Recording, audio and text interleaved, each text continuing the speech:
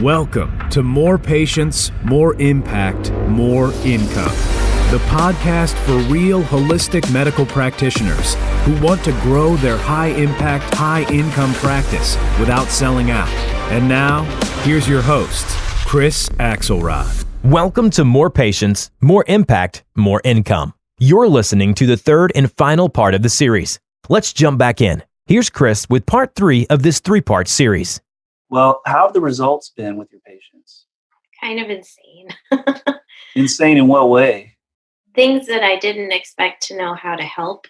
I would just be like, well, I'll just do the best I can. And compared to part of what's happening, I think, is that I'm able to listen on a deeper level.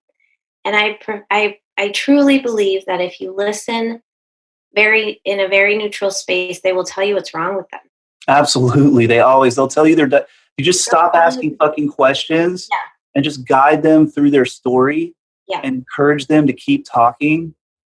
They will tell you their diagnosis. Yeah. So you don't have to figure it out. And No. so then, like, oh, okay, let's just work on that. And then you're like, oh, you feel better. Great. And so it's less this like analytical, oh my God, I got to go look it up in the book, and more organic. Like I once heard that the definition of intuition is actually that when you acquire enough knowledge, you access it so fast that it seems like you're making it up, but it's in there somewhere. And so I think that you assimilate things quicker and quicker and quicker because they just sort of come from back here. But there isn't all this like, analysis and looking up formulas and, sometimes you have to do that, but you have something in your mind and it's just, there's an ease to it where you start to go, okay, this medicine is way smarter than me. I just need to like use the tools that they taught me, and it will, I don't know, it kind of unfolds by itself.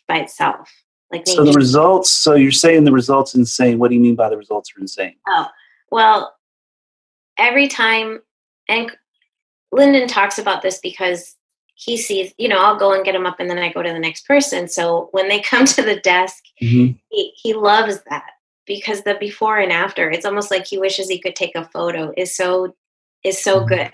It's they're so relaxed, so calm. Many of them are giggly or happy.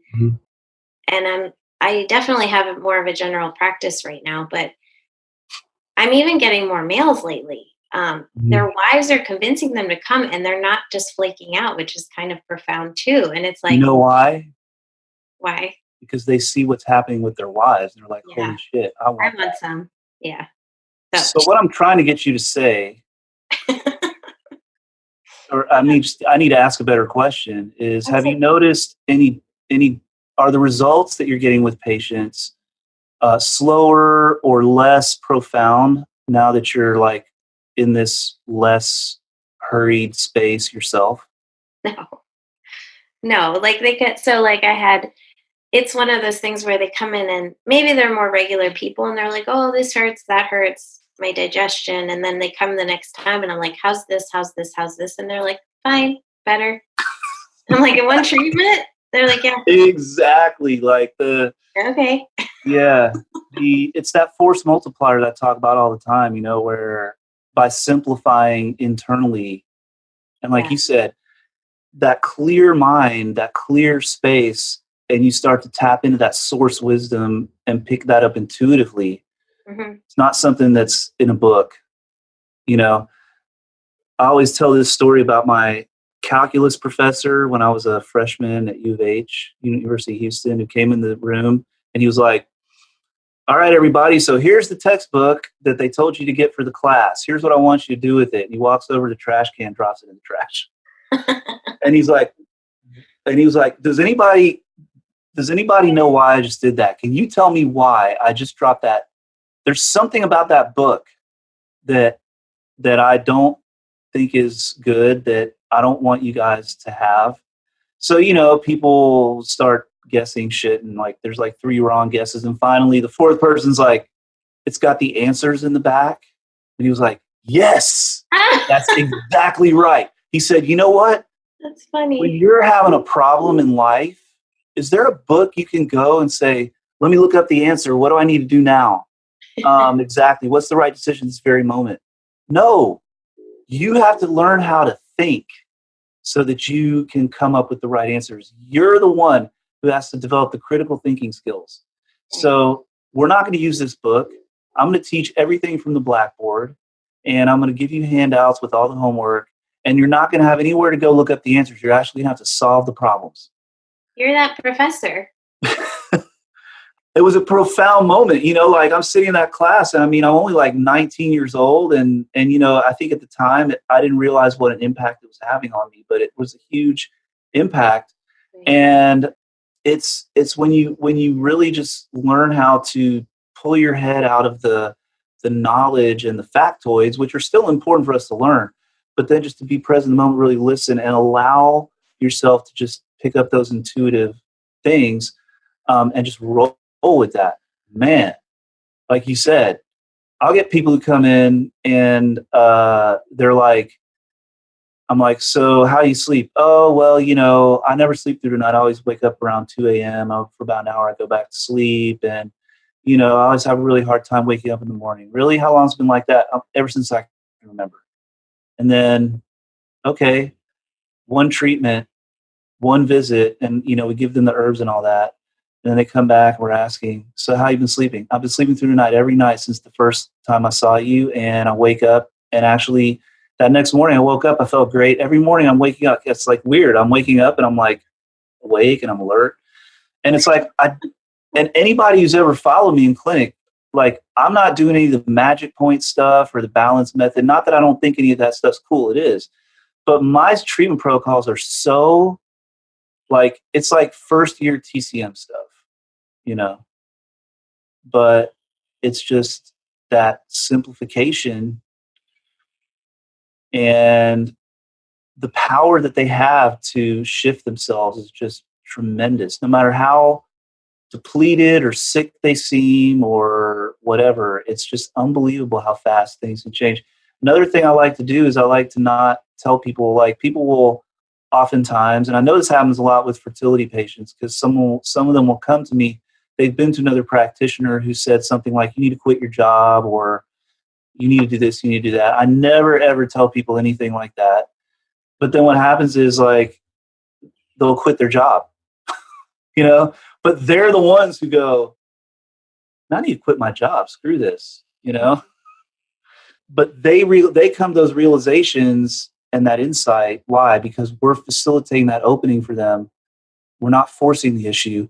And that all starts with the marketing. It all starts with how we frame things from the very beginning of our marketing process. If we frame ourselves as fixers, as technician thing, as a quick fix, as this, that, the other, then from the very beginning, people coming in on that frame, and it's really hard to shift that frame.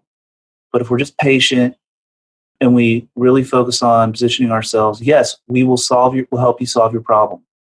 We're going to help you solve this problem that you have, that you already know you have. But then from the first contact they have with us, literally the first contact of whether they email or they call or they message you on Facebook or text or whatever, the first contact and the way that whole process unfolds from there is all about this very gentle, kind, calm, compassionate commitment to stay on the course of how you frame things. And people will not. There are people who are like, they're just going to want to know the price. They're going to want to know how many sessions right there on the first call. And when you say, well, we're not sure what the price is until you come into the office and we can talk about, how many sessions and all that kind of stuff. Oh, well, I mean, it's somewhere between this and this. Oh, okay, well, I mean, and then, well, how many sessions do I need? I mean, I'm going to come, well, you have to come talk to your clinician first, whatever. And, okay, whatever, I'll call back, bye. Right? And it takes a lot of patience and discipline to just stick to that. But over time, you end up with a practice of 50 to 60 patients every single week in your practice, right? Mm-hmm. And you just every single one of them is like awesome and loving it and totally on board. And they're referring people who are like, totally on board because, like you said, that one patient says, I was telling someone about you the other day. Like, you want to be that practitioner.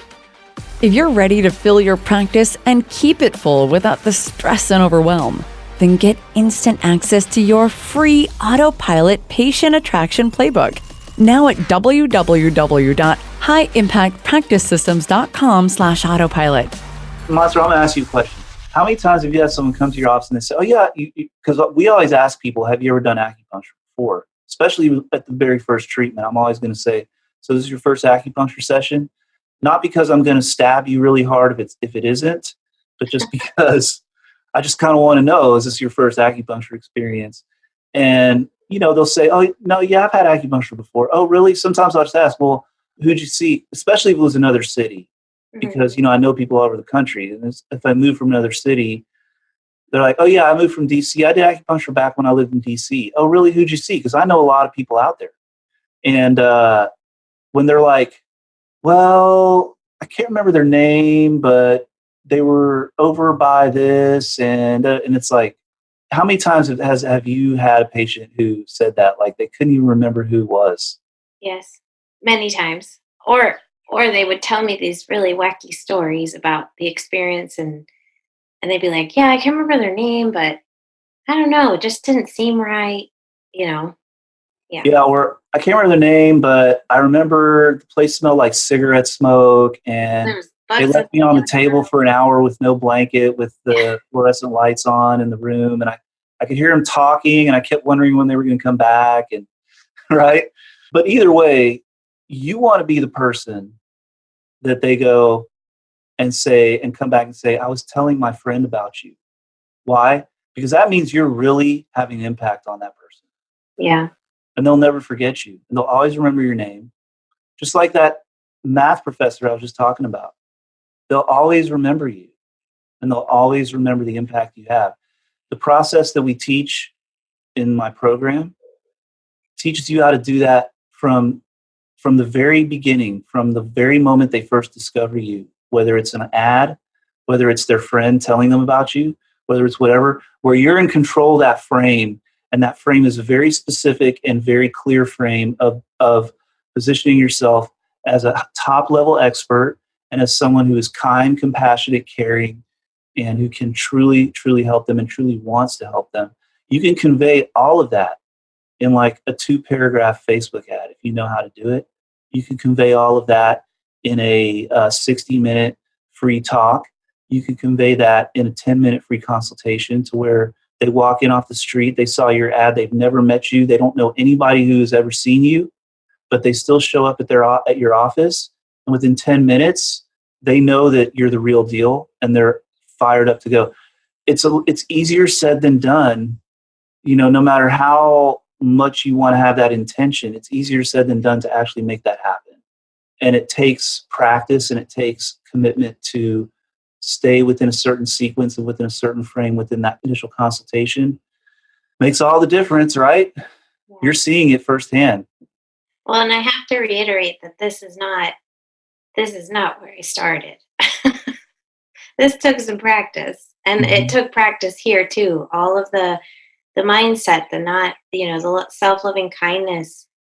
You can't hold space for others if you beat the crap out of yourself all the time. It's impossible.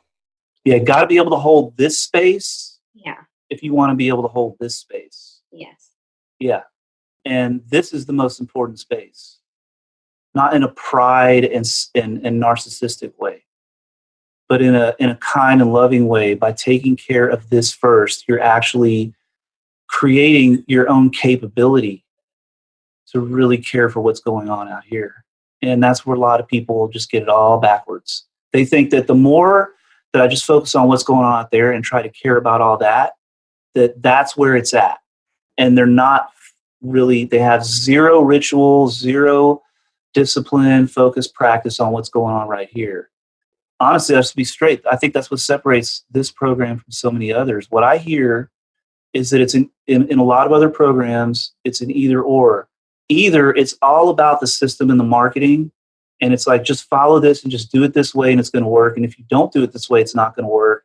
And if you're not doing this way, I don't know what else to tell you. Okay. Or there's really no marketing system at all. And it's all you just got to work on your mindset. Just, like, stop complaining so much, stop doing this, da, da, da, da. And there's actually no systems around how to do the marketing. And I really feel like in this program, we have a really good synergy of those two things. That yin and that yang are very well blended we've got to know what to do. We've got to have action plan, but the action plan has got to be rooted in that consistency and that commitment to self-care and the inner discipline, the spiritual cultivation. And that is what gives these systems so much power and energy.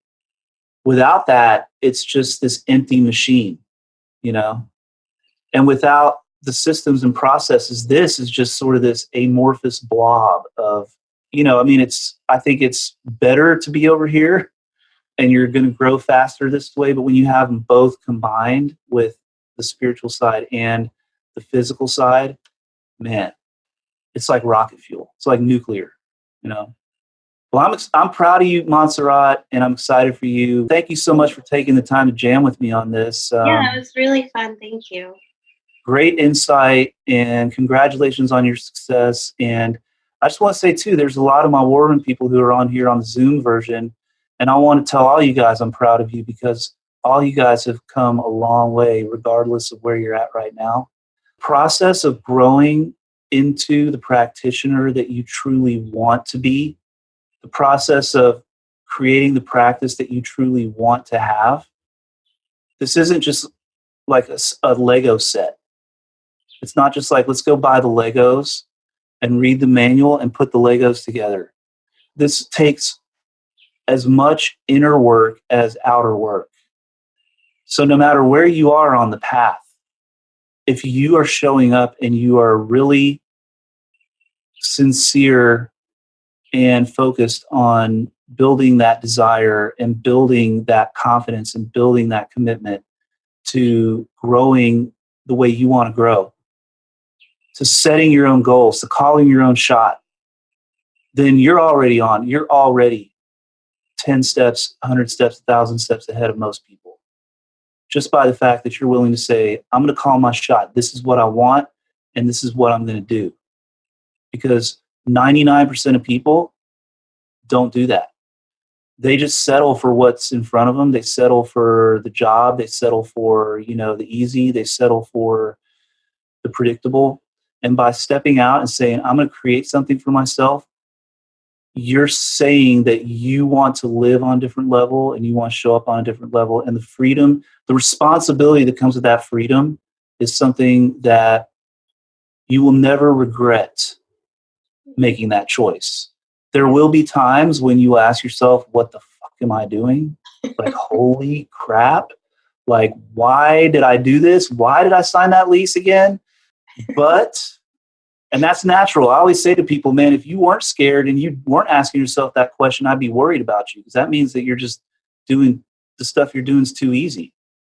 When you challenge yourself to grow, you're always going to run up against internal resistance. But just the fact that you're doing it sets you apart, and I commend you for it. If you want to be part of the program that we have, where we have a system and a process to help you accelerate that growth, to accelerate that expansion, and really focus in and make it happen in 6 to 12 months versus hoping that it happens 4 or 5 years from now, then all you got to do is apply to the program. I promise you, if you join this program and you show up serious, coachable, and ready to take action, your practice will grow. It will grow. It may not grow in 1 month. It may not grow in 3 months, because depending on what's going on with your life and your practice right now, there may be some cleanup work that needs to happen. There may be some shifting and reframing and shifting course a little bit. And sometimes that doesn't look so awesome right off the bat, right?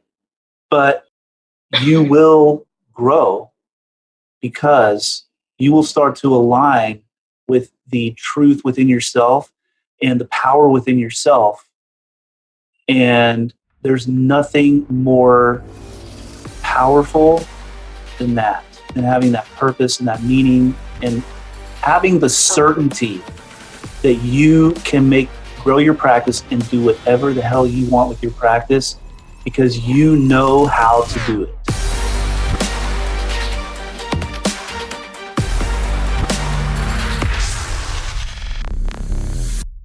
This is thepodcastfactory.com.